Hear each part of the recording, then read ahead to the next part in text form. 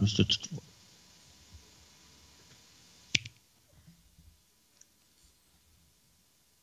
Go. Go. Alors, bonsoir tout le monde. Bienvenue à cette émission spéciale qui abordera le thème du congrès qui va avoir lieu à Citoyens au pouvoir en fin de semaine, le 15 juin à Lévis.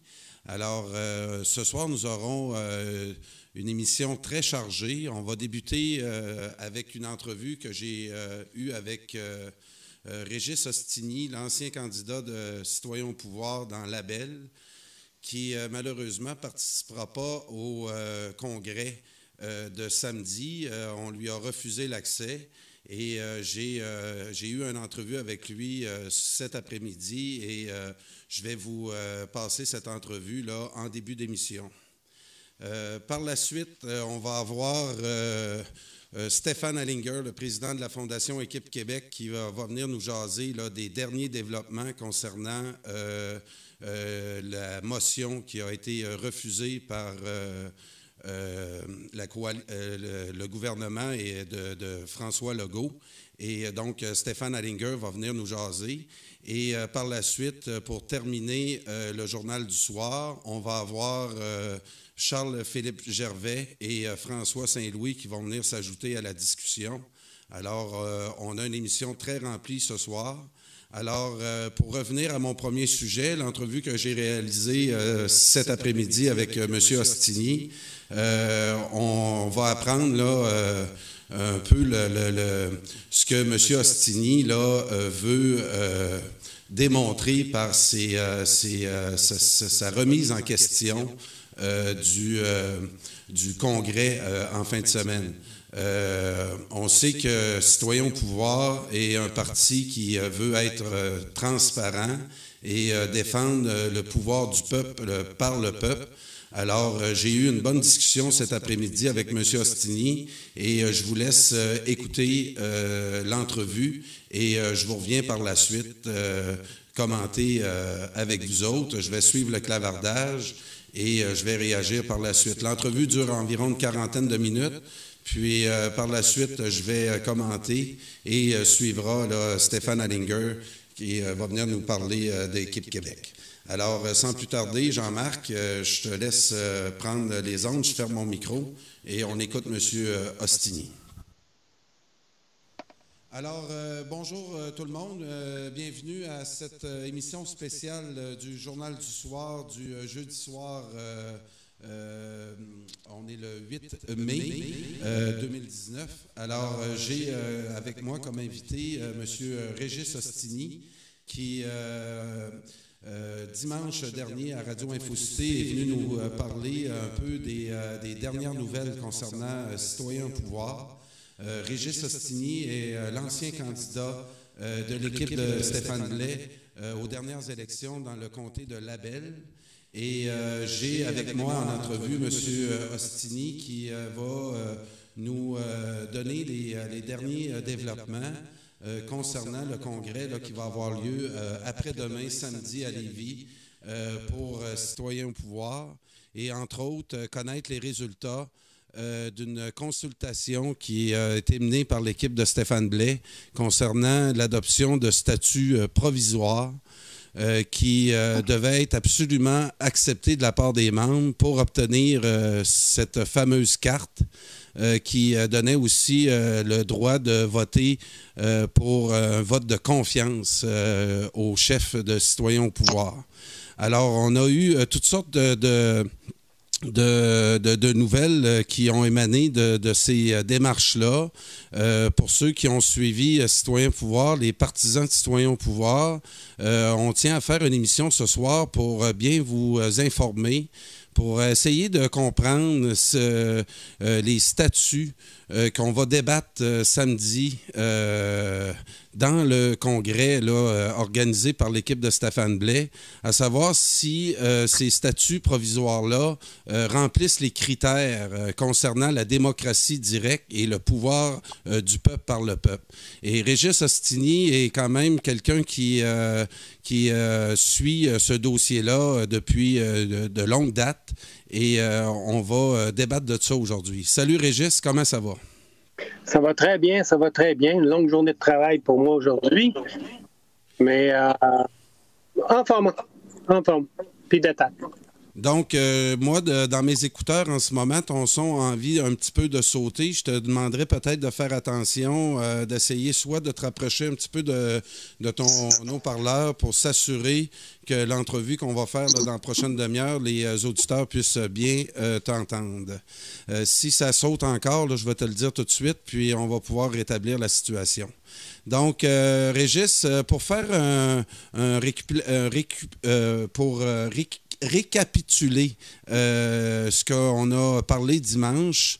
Je voulais savoir si tu avais été accepté comme membre, parce que c'est une des questions là, qui était en suspens pendant l'émission.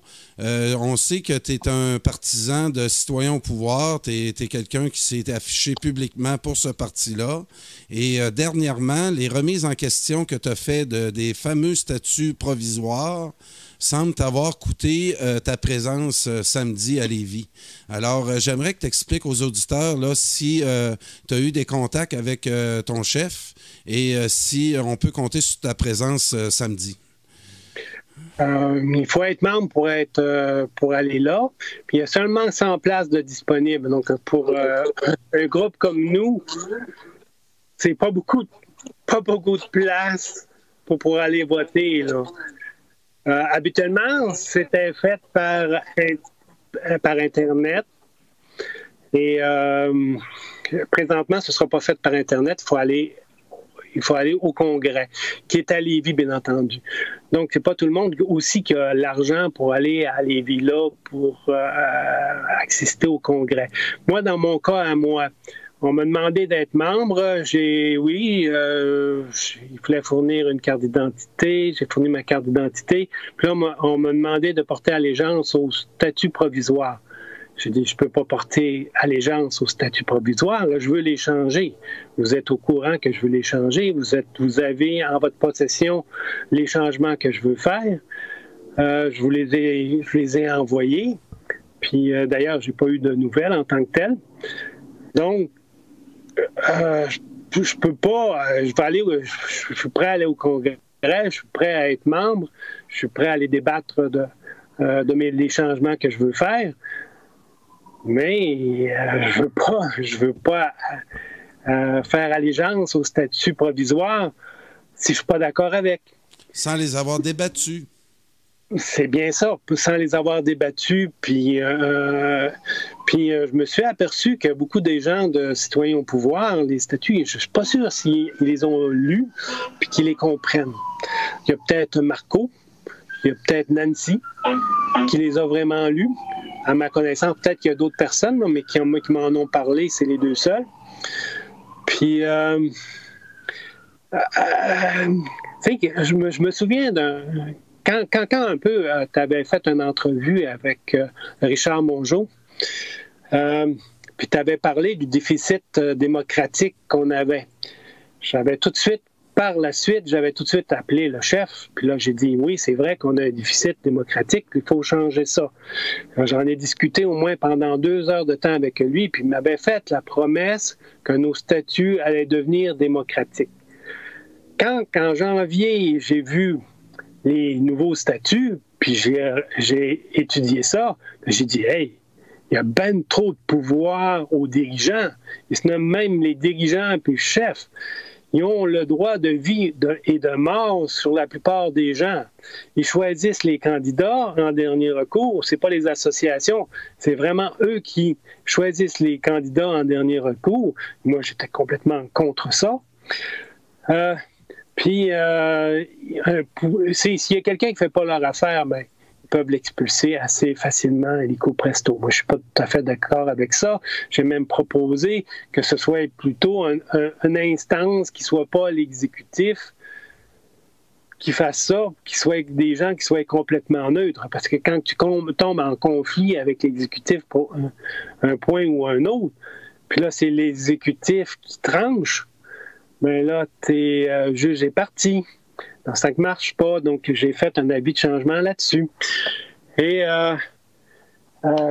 les autres, ils veulent s'assurer que les 9 points d'ancrage soient bien constitués, là, puis donc ils tiennent à cette constitution pour les 9 points d'ancrage. Bon, les 9 points d'ancrage, je suis d'accord avec ces 9 points d'ancrage parce que c'est les 9 points d'ancrage que j'avais écrits 2 ans auparavant dans Vraie démocratie sans parti politique, sans représentant. Un groupe FB. Donc, c'est exactement ce que moi je proposais. Fait que je suis d'accord avec ces 9 points-là. Il y en a un qui manque. Il y a un point qui manque. Donc, j'apporte ça comme réforme. C'est une proposition d'Alain Deneau. C'est de faire un Sénat tiré au sort. Là, j'avais même proposé qu'on invite Alain Deneau pour qu'il puisse venir débattre lui-même de sa proposition. Et, Dominique était bien d'accord avec ça, mais on dirait que ça va pas plus loin que ça. Je fais juste lever ta caméra, on te perd le visage. Oui, merci. Oui, continue, excuse-moi, c'est juste d'ordre technique. Donc, Dominique Prudhomme était d'accord avec ça, puis continue l'histoire, ça m'intéresse. OK. Bon, à ce moment-là, j'ai apporté des changements, j'en ai parlé au chef, il dit oui, parfait, j'emmène les changements, il me parle de fautes d'orthographe, je corrige des fautes d'orthographe, puis là, j'ai publié ça sur pour que les membres puissent avoir ça. Donc, je les ai distribués aux membres pour qu'ils puissent prendre connaissance de ça. Mais je me suis aperçu qu'il n'y avait pas beaucoup de monde, des ex-candidats qui vont aller là-bas. Mon ami Denis Paré, il ne va pas. Il y a d'autres personnes à qui j'ai emmené là qui ne vont pas non plus. Donc, je ne sais pas c'est qui va aller là, mais en tout cas, on dirait que les ex-candidats, ils n'ont pas l'air d'être chauds à aller là. Donc, tu sembles décrire un système plus oligarchique de démocratie directe. Si on a suivi tes vidéos là, cette semaine, on peut mieux comprendre ce concept-là. Et l'autre chose que j'aimerais t'entendre, c'est la dérive autoritaire qui souvent va éliminer complètement le militantisme. Avec l'expérience que tu as au sein de ce parti-là, explique-nous un peu ce que tu voulais dire par là. Bon, j'ai milité ailleurs auparavant, comme j'ai milité dans l'AC. On a vu qu'est-ce qui s'est passé avec l'AC, bien entendu. À un certain moment donné, il y a l'exécutif qui a choisi sans prendre considération des autres instances. Les autres instances n'ont pas vraiment aimé ça, puis ça a foutu le bordel, puis l'AC maintenant n'existe pratiquement plus. OK? Les gens se sont carrément éloignés de l'AC et ainsi de suite. C'est la première chose. L'AC, c'est comme mon bébé, si vous voulez. Okay. Quand on regarde un peu Nuit debout, qu'est-ce qui s'est passé à Nuit debout à Montréal? Là, il y a une petite clique de gens qui s'arrangeaient à la décision des lieux, de l'endroit, puis tout ça. Au début, c'était très démocratique. Quand ça commençait à être une petite clique qui décide pour les autres, oups, le monde sont partis. C'est parce que tu n'impliquais pas assez de monde. Hein? Que à Citoyens au pouvoir, l'ancien président de Démocratie directe du Québec, un ancien parti politique qui s'est allié avec Citoyens au pouvoir,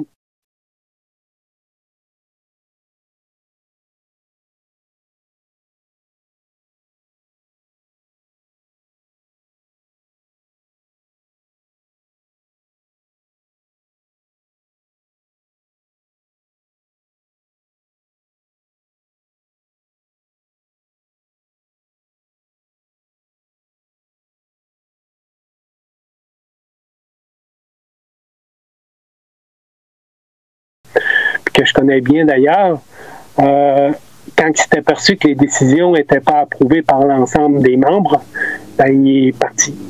Il est carrément parti. Il dit, moi, je ne veux pas faire partie d'un parti qui n'est pas démocratique. Et puis, donc, on a parti une bonne gang, parce que lui, c'était une bonne gang aussi qui était là. C'était des gens qui étaient pour la démocratie directe, bien entendu. La vraie définition de la démocratie directe, c'est une démocratie, c'est le pouvoir au peuple directement, sans représentant et sans parti politique. Voilà.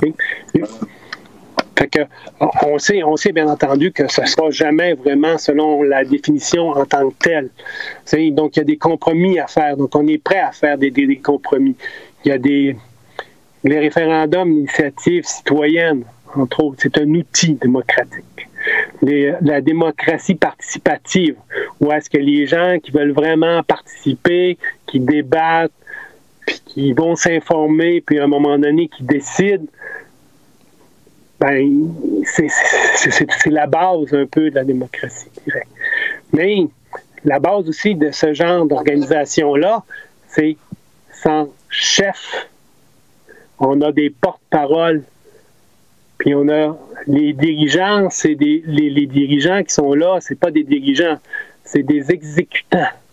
C'est des gens qui sont au service de l'ensemble de la collectivité. Donc, ils ont à exécuter les décisions de l'ensemble des gens. C'est pas ça qu'on a un citoyen au pouvoir. On a un chef, puis on a des dirigeants. Déjà, juste par ces mots-là, c'est pas dans la tradition de ce genre de mouvement qui est la démocratie. La démocratie, c'est pas des gens qui décident pour nous. C'est nous qui décidons. Puis on a des exécutants. Ce qui n'est pas le cas présentement dans les statuts. Les statuts provisoires qui fait mention plutôt d'un chef puis de comité exécutif. Tu as fait mention de certains mots là, qui manquaient dans ces statuts-là, entre autres Assemblée générale. Il y a aussi les processus de vote par site web.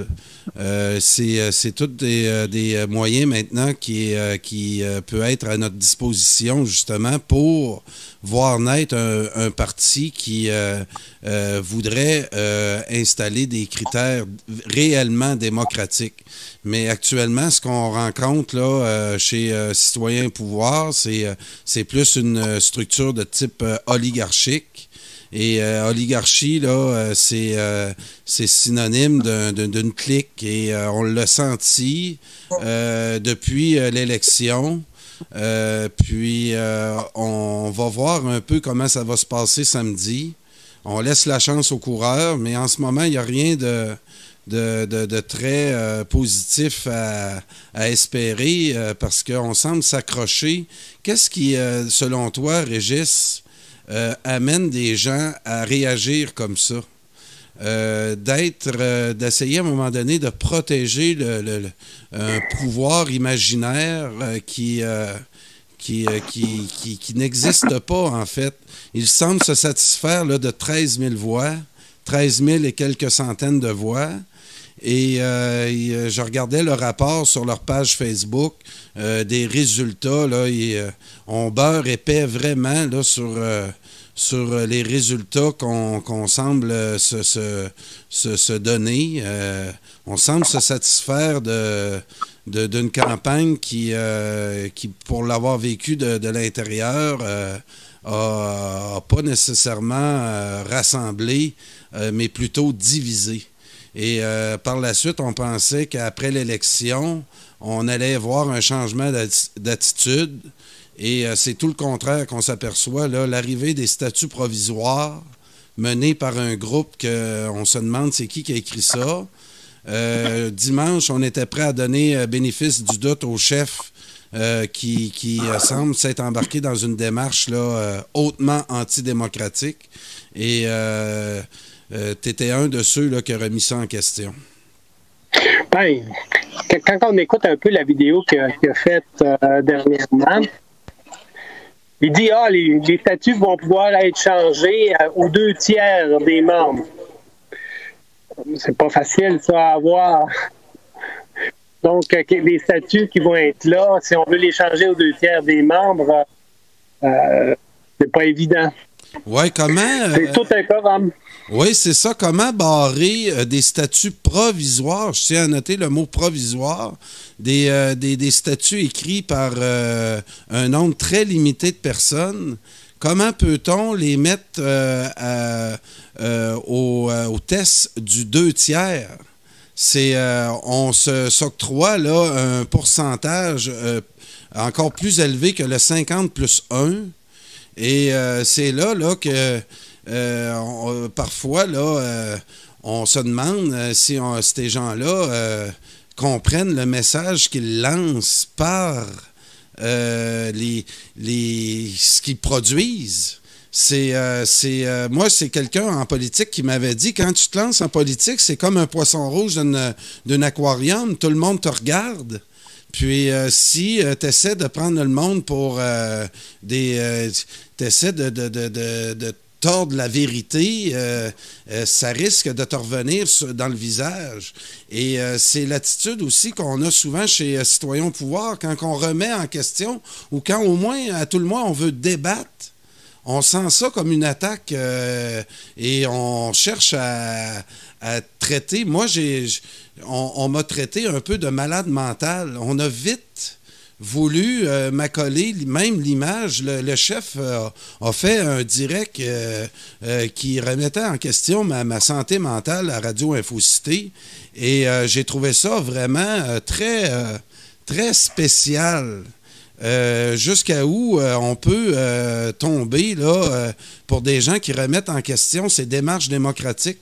Moi, je veux vraiment tenir ça au niveau politique. Puis tout ce que certains ils reprochent aux adversaires là, souvent là, de pas leur donner de droit de parole. Souvent, ils vont taper sur les médias de masse, mais vont évaluer le succès d'un événement si les médias de masse les ont cités. Il faut faire un choix, là. Moi, je suis un des partisans, Régis, à former nos propres réseaux d'information. Si on veut, puis j'étais un de ceux qui a proposé ça à l'époque à Citoyens au pouvoir. Je sentais qu'il y avait quand même un potentiel dans ce groupe-là. Et un potentiel dans l'idée de redonner le pouvoir au peuple.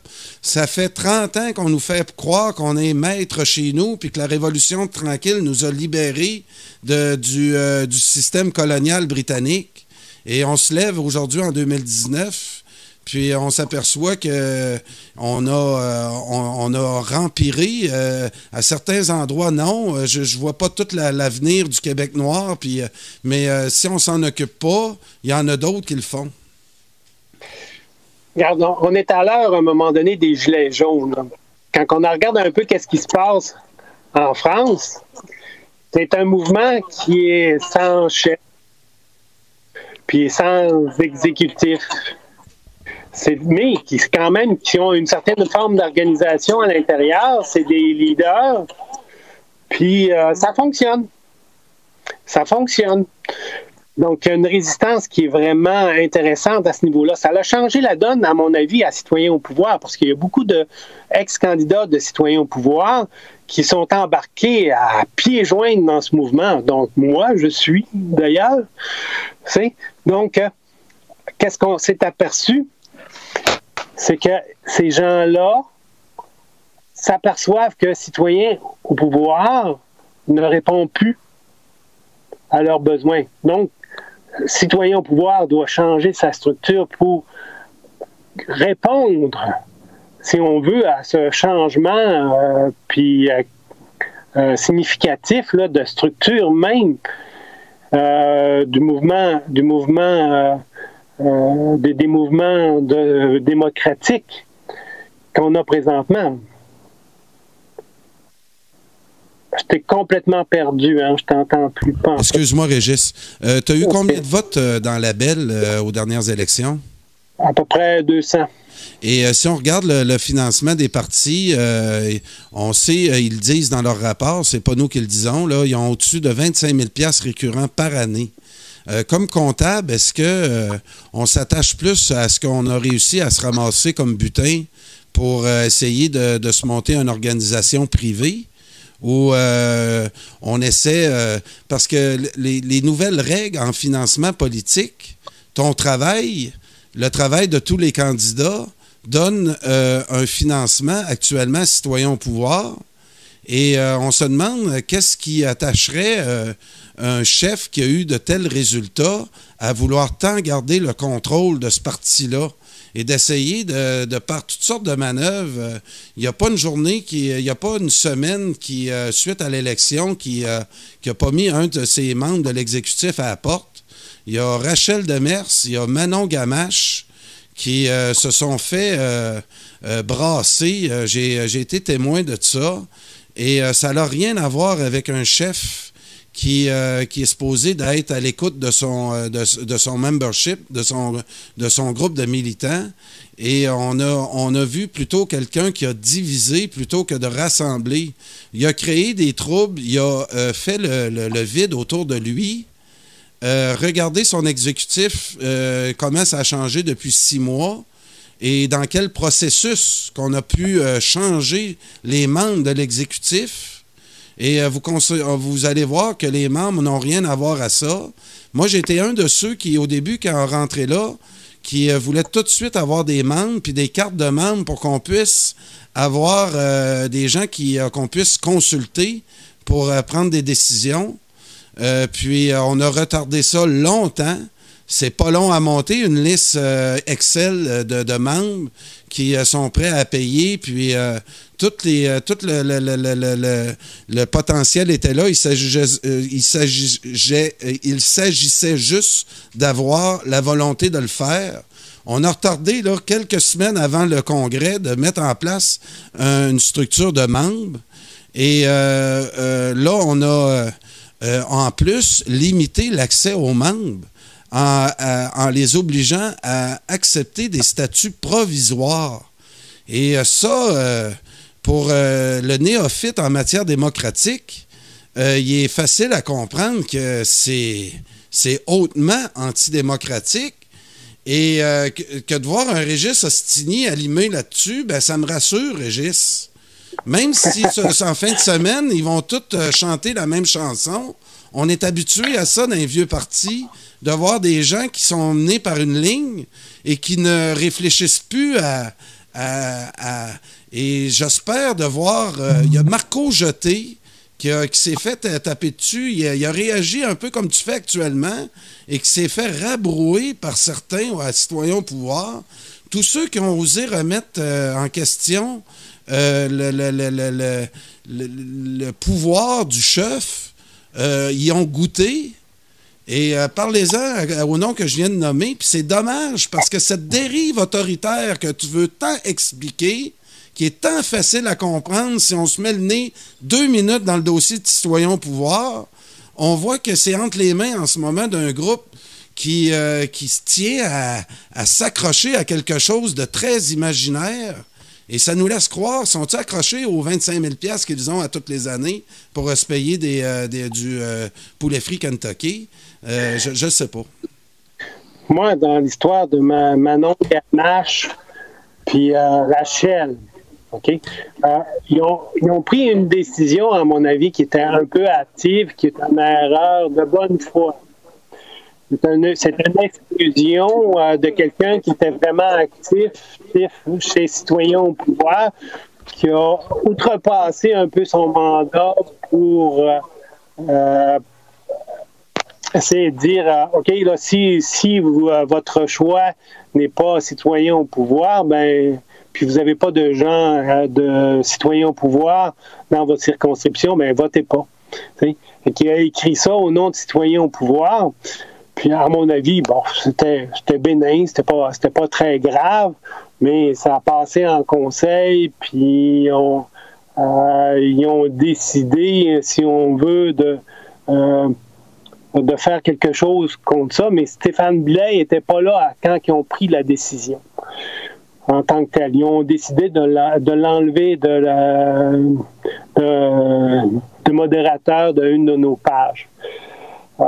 Donc, ça l'a fait une tollée, puis pour rien en tant que tel. C'était pas si grave que ça.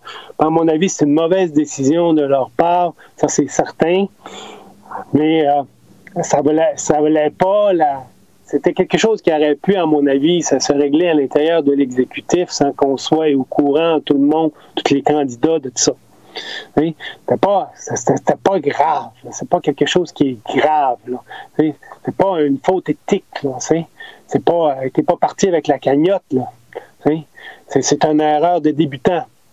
Hein?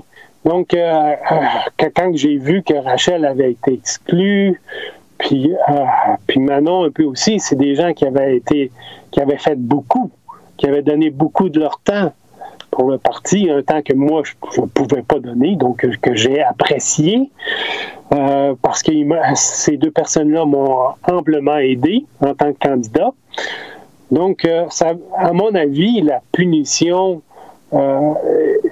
était injuste, carrément injuste.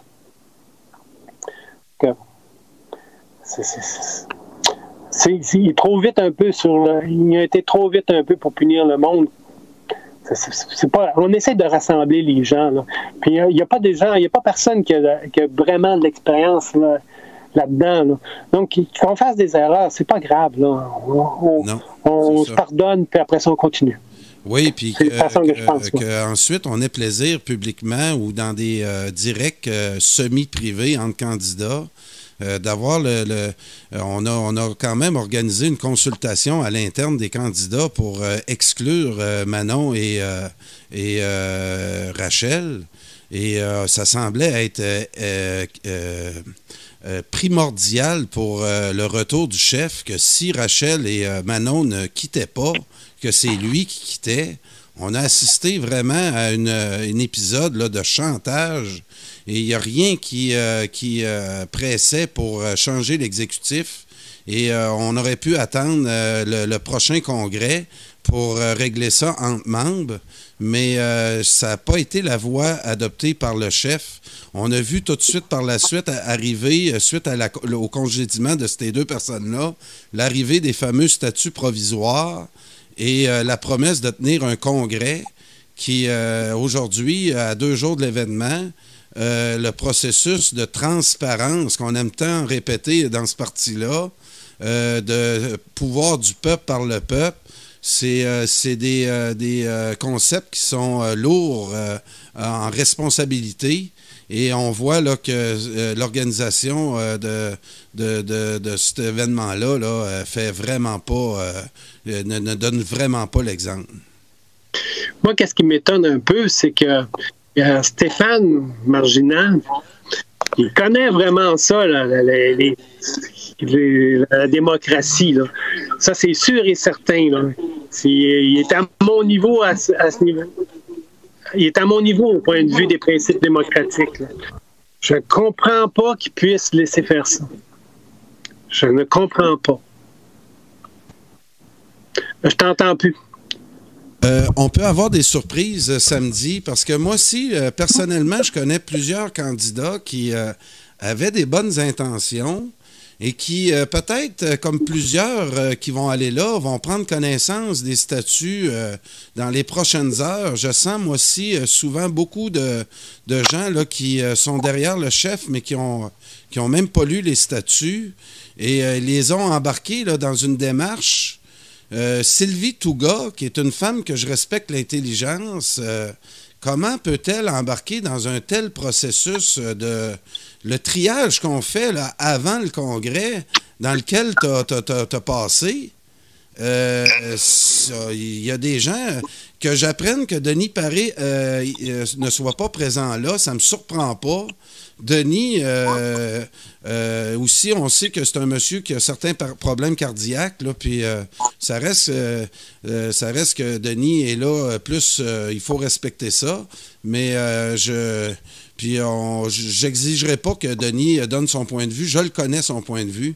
Il sait très bien, il connaît très bien lui aussi. Donc, il connaît très bien le jeu de son peut-être ex-chef. L'autre personne qu'on n'a pas entendu beaucoup, qui a complètement débarqué de Citoyens au pouvoir, c'est Alexis Cossette-Trudel. Cette démarche-là n'inspire pas personne actuellement. Et le vide derrière, à part son vice-chef et lui-même, et des gens là, qui ont embarqué sans trop être mis au fait de ce qui s'est passé avant et prennent les résultats d'aujourd'hui, ben, peuvent voir toute la vie en rose en ce moment, mais il y a peut-être des vérités qui vont se dire samedi qui peut changer les choses encore, Régis. Ben, Alexis, avec 35 votes, c'est une prise de claque qu'il a mangé. Puis je crois pas à ça, moi.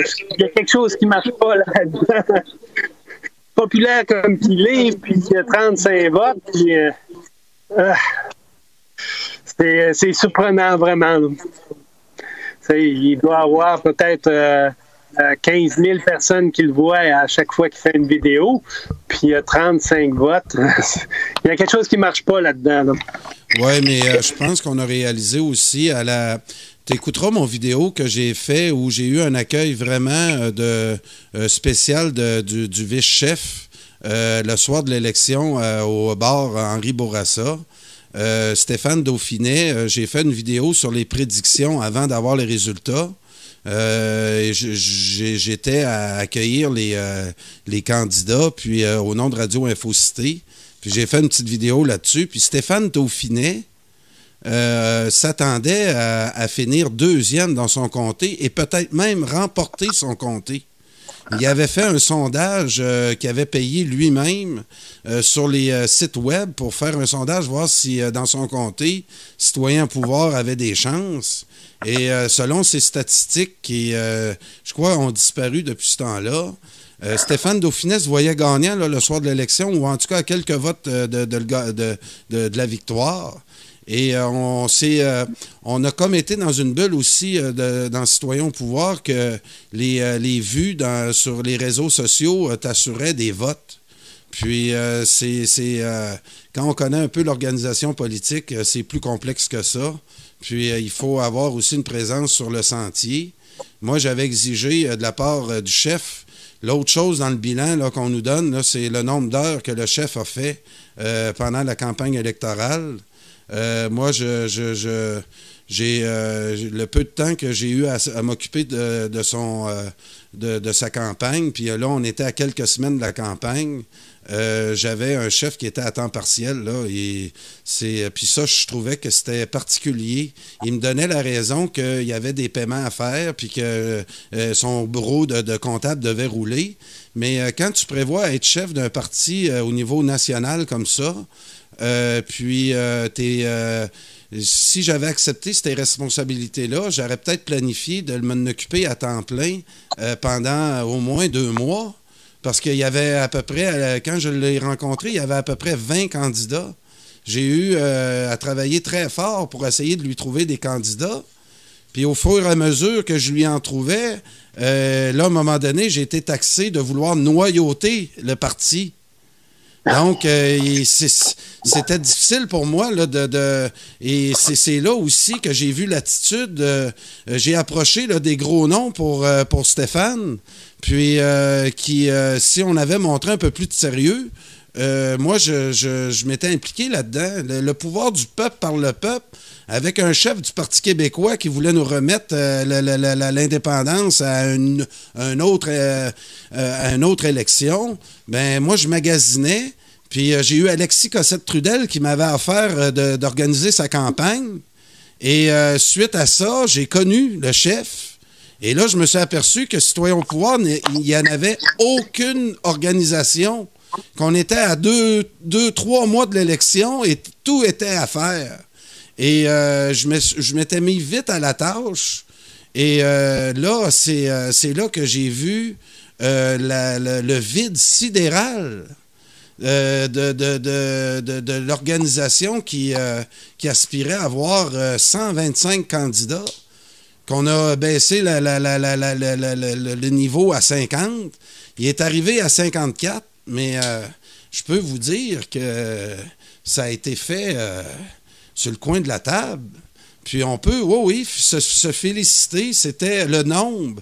Parce qu'avec les nouvelles règles de financement du parti politique, chaque vote te rapporte par la suite, récurrent à toutes les années, 1,5 fois, ça te rapporte près de 2 $ par vote. Et je sais qu'on a quand même entrepris toutes sortes de dépenses pendant la campagne électorale de Citoyens au pouvoir, auxquelles j'ai été mis au courant. Puis j'attends ça aussi.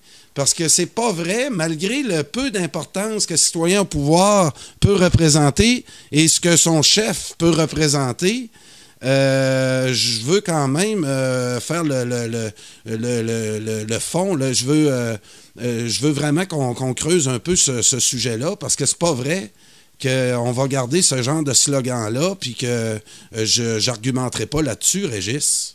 Je trouve ça lourd de conséquences. Moi, quelqu'un qui dit le pouvoir du peuple par le peuple, moi, je suis exigeant. Un gars qui m'arrive avec un message de même, je le laisse pas passer facilement. Ben, regarde, c'est sûr qu'il n'y avait pas beaucoup de personnes à Citoyens au pouvoir qui avaient de l'expérience en politique. Puis que l'organisation était déficiente, on s'attendait à ça. Un nouveau chef, peu d'expérience, et les candidats n'avaient pas d'expérience non plus. En politique, il y avait Denis Paris qui avait de l'expérience, il y avait moi qui avait un peu d'expérience au municipal. On n'avait pas beaucoup de candidats qui avaient fait des élections auparavant. Donc, il ne fallait pas s'attendre à avoir une organisation solide. On était, malgré tout, selon moi, on s'en est bien sorti avec qu'est-ce qu'on avait. Avec qu'est-ce qu'on avait, là. C'est sûr et certain que c'est des gens, ça met en lumière un peu la difficulté dans le système actuel pour des gens du commun de faire de la politique. Le temps qu'on a pour faire le travail, la famille, puis toutes nos obligations, fait que ça nous laisse très peu de temps pour faire de la politique. Là. Fait qu'on était tous conscients de ça. Donc, on peut pas, moi, je pense pas qu'on peut reprocher à Stéphane Blais, qui était un chef tout frais, d'avoir été capable de monter une bonne organisation en si peu de temps. Mais moi, je m'attendais à ça. Je le voyais. Là. Donc, je savais qu'on voulait faire qu'est-ce qu'on pouvait. Qu'est-ce qui m'a un peu chagriné, c'est qu'on a fait un travail énorme pour aller chercher des groupes et que ces groupes-là, à un moment donné, par je sais pas, manque de diplomatie du chef, on les a perdus en cours de route puis en cours de campagne. Ça nous a fait extrêmement mal. Donc, imagine-toi combien qu'on a perdu de votes en perdant ces gens-là. Ça, c'était très dur. Ah, je suis très d'accord avec toi. Puis, pour terminer l'émission, Régis, je voulais juste que tu me donnes un peu tes attentes face au congrès de samedi. Est-ce que tu penses qu'on peut virer la situation en la dernière minute puis espérer qu'on ait des modifications au statut pour que ça ressemble plus à de la démocratie directe? Non, pas vraiment. J'ai pas vraiment d'espoir à ce niveau-là, à court terme, en tout cas pas au niveau de ce congrès-ci. Je pense que les gens vont se réveiller après les conclusions de ce congrès-là. Puis, à mon avis, comme je te disais, il y a des choses qui ont changé. Là. Il faut regarder un peu qu'est-ce qui va se passer en France. Regarder un peu, parce que le mouvement des Gilets jaunes, c'est un peu comme le mouvement des citoyens au pouvoir ici. Donc, on regarde comment ils vont faire en France. Puis on a un peu peut-être à singer qu'est-ce qu'ils vont faire, qu'est-ce qui réussit chez eux, puis le mettre ici en place avec la sauce québécoise qui nous est particulière. Donc, présentement, il faut attendre comment que ça va faire, comment ils vont résoudre leurs problèmes en France. Bon, ben merci, Régis. Avais-tu d'autres choses à dire? Avais-tu d'autres questions à soulever concernant le congrès de samedi? C'est le temps, parce que, en ce qui me concerne, on a fait le tour de ce que je voulais avoir comme entrevue. Et la semaine prochaine, c'est sûr que j'aimerais ça qu'on fasse un petit enregistrement pour que tu nous donnes les impressions du congrès de samedi. Bien entendu, à ta disposition. Puis on travaille. Si on réussit à réunir les gens qui sont pour le pouvoir au peuple, on est une maudite bonne gang, puis on a des chances de réussir au Québec. Oui. C'est une chose. Oui, une maudite bonne gang. Oui, je crois en la sagesse du peuple québécois. Puis, on lui a enlevé sa parole depuis des décennies. Puis, nous, on a confiance au jugement des Québécois. Puis, on aimerait voir un mouvement au Québec qui leur fait confiance. Alors, merci, Régis. Puis, merci à tout le monde. C'est tout pour cette entrevue. Alors, c'était l'entrevue que j'ai fait avec Régis cet après-midi. On va suivre le dossier du Congrès en fin de semaine. Régis et d'autres là, qui sont en communication avec moi, qui étaient supposés d'être là ce soir, là, mais pour des raisons professionnelles, ne peut être présent avec nous ce soir. Mais il y a Rachel Demers là, qui suit de très près ce congrès-là et d'autres ex-candidats ou partisans qui nous alimentent actuellement en information. Et on va vous faire un bilan du congrès la semaine prochaine avec Régis et d'autres qui, en ce moment, discutent avec nous, mais qui veulent quand même participer et voir sur place là, qu'est-ce qui va en ressortir de ce congrès-là. Et on va pouvoir vous donner le point de vue de Régis et les autres. Ça va nous permettre de mieux connaître les dernières nouvelles sur Citoyens au pouvoir. Alors, c'est tout pour cette émission spéciale. On va mettre un terme à cette émission-là parce que j'ai, pendant l'émission, pris contact avec nos invités qui vont suivre au Journal du soir. Alors, il est 21h15. On va faire une pause et vous revenir à 21h30. J'ai la bonne nouvelle de vous dire que Bob Sirois va être à l'émission du Journal du soir. Et il y a également Stéphane Allinger, que je n'ai pas réussi à rejoindre tout de suite. Je vais tout de suite, là, pendant les 10 minutes, essayer de le mettre en ondes également. Mais on a Bob Sirois qui va être là. Puis on va aborder toute la question de la Fondation Équipe Québec, de la motion qui a eu lieu hier à l'Assemblée nationale concernant la création d'équipes nationales québécoises. Et on va vous faire un topo là, de la situation au Journal du soir. Alors, puis j'ai aussi deux autres invités. François Saint-Louis, un animateur de radio web, qui va venir peut-être nous joindre aux alentours de 10h15, 10h30. Et j'ai aussi un habitué du jeudi, Charles-Philippe Gervais, qui va venir nous raconter une histoire très particulière qui lui est arrivée vendredi dernier. On va vous en dire plus. Là, Charles nous donne souvent des émissions très punchées. Puis, manquez pas ça tantôt, aux alentours à la fin de l'émission, vers 10h30, 11h moins quart. On va donner le prix Steinbeu avec Charles-Philippe Gervais et ceux qui seront avec nous. Alors, à tantôt et on met fin à cette émission pour le moment.